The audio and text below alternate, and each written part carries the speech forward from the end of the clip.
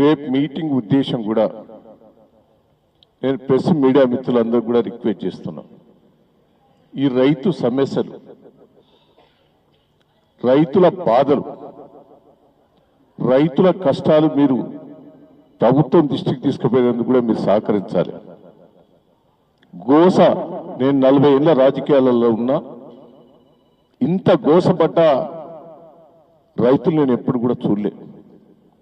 దయచేసి మీరు కూడా కల్లాల దగ్గరికి పోవాలి, కొనుగోలు సెంటర్లకు కూడా పోవాలి.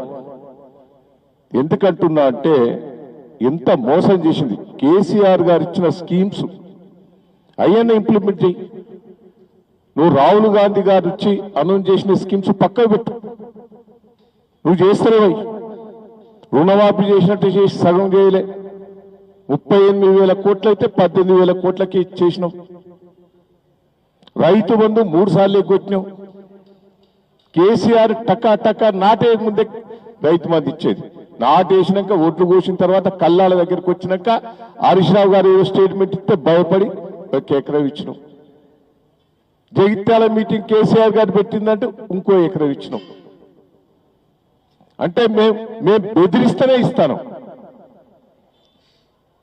కేసీఆర్ గారు నాట్లే ముందే టకాటకా మొత్తం రైతు బంధు ఇచ్చాడు. దయచేసి బోనస్ అను అదే కొట్టావు. రైతు బీమా పడతలేదు. ఇవాళ మక్కలు నేలైతాంది. గతంలో కేసీఆర్ గారు ఉన్నప్పుడు 10 రోజులల్లా మార్కెట్ యార్డల్లా కొనుగోలు సెంటర్లో 10 రోజులల్లా క్లోజ్ అయ్యేది.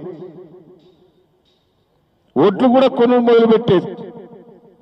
సన్నొడ్లు కొంటానన్నా సన్నొడ్లు కూడా బోనస్ లేదు, సన్నొడ్లు కూడా కొంటలేవు. నువ్వు ఇచ్చిన హామీలు పక్కకు పెట్టు.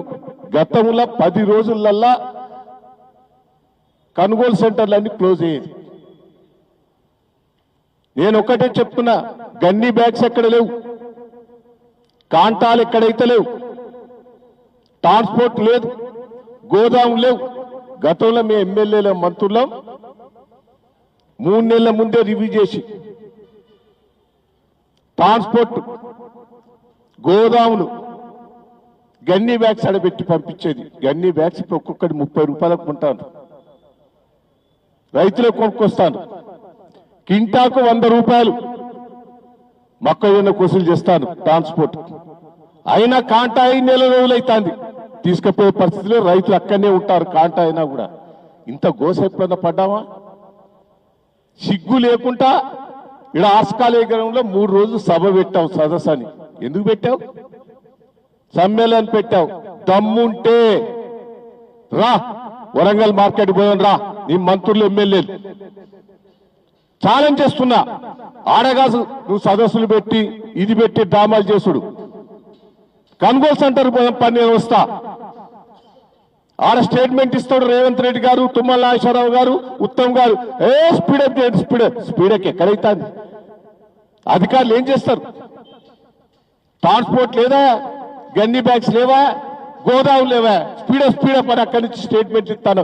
దమ్ము సిగ్గుంటే రమ్మను, కొనుగోలు సెంటర్కి పోదంపా. ఒక్కరైనా పోయారా ఈ రాష్ట్రంలో? ఒక్కరైనా ఒక్క ఎమ్మెల్యే, ఒక్క మంత్రి కొనుగోలు సెంటర్ పోయిందా? రైతుల బాధ విన్నారా? ఇక్కడ సదస్సు ఎందుకు పెడుతున్నావు సిగ్గు లేకుండా? రైతుల గోస అయినండి. కొనుగోలు సెంటర్ పోండి, మేము వస్తాం. రైతులు తృప్తిగా మేమందరం కూడా దేనికంటే దానికి సిద్ధంగా ఉన్నామని కూడా ఈ సందర్భంగా తెలియజేస్తున్నాం.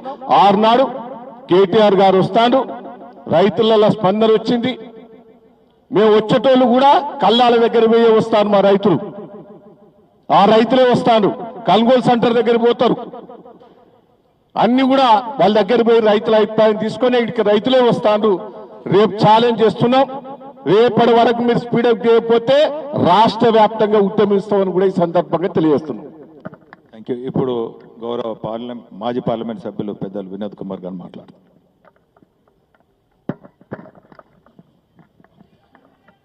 పత్రికా మిత్రులకు అందరికీ నమస్కారాలు.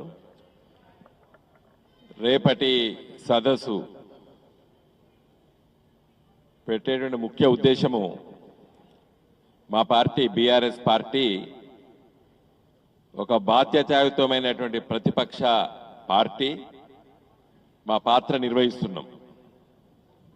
ఖచ్చితంగా 4 సంవత్సరాల క్రితం 2022 మే 6వ తారీఖు నాడు రాహుల్ గాంధీ గారు మరి ఇక్కడికి వచ్చేసి వరంగల్కి వచ్చి రైతు డిక్లరేషన్ ప్రకటన చేసి చాలా హామీలు ఇచ్చిండు. మా పార్టీ అధికారంలోకి వస్తే వాటిని అమలు చేస్తామని చెప్పి. రేపటి మా సదస్సు ముఖ్య ఉద్దేశము రాహుల్ గాంధీకి ముఖ్యంగా, అదేవిధంగా రాష్ట్ర ముఖ్యమంత్రి రేవంత్ రెడ్డి గారికి గుర్తు చేయడానికి, మీరు ఇచ్చిన హామీలేంది, మీ డిక్లరేషన్ ఎటుపోయింది అని అడగడానికే మా ఉద్దేశం, రేపటి సదస్సు యొక్క ముఖ్య ఉద్దేశం. ఇప్పటిదాకా మాట్లాడినటువంటి మిత్రులు చాలా విషయాలు చెప్పిర్రు, వాళ్ళ ఆవేదన వ్యక్తపరిచిండ్రు. ఎట్లా ఉంది గ్రామీణ ప్రాంతాల్లో పట ఇవన్నీ కూడా. కేసీఆర్ గారి పరిపాలనలో 10 సంవత్సరాల కేసీఆర్ గారి పరిపాలనలో పట రైతులు ఎక్కడ ధర్నా చేయలేదు. రైతులు ఎక్కడ ధర్నా చేయలేదు కేసీఆర్ గారి పరిపాలన.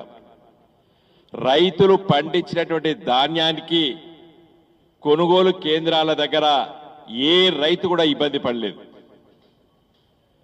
రైతు కష్టాలు తెలిసినటువంటి నాయకుడు కేసీఆర్ గారు తీసుకొచ్చినటువంటి పథకాలే ఇలా కేంద్ర ప్రభుత్వం మోడీ గారు అమలు చేస్తున్నారు. రైతు బంధు అని కేసీఆర్ గారు ప్రపంచంలో ఎక్కడా లేదు.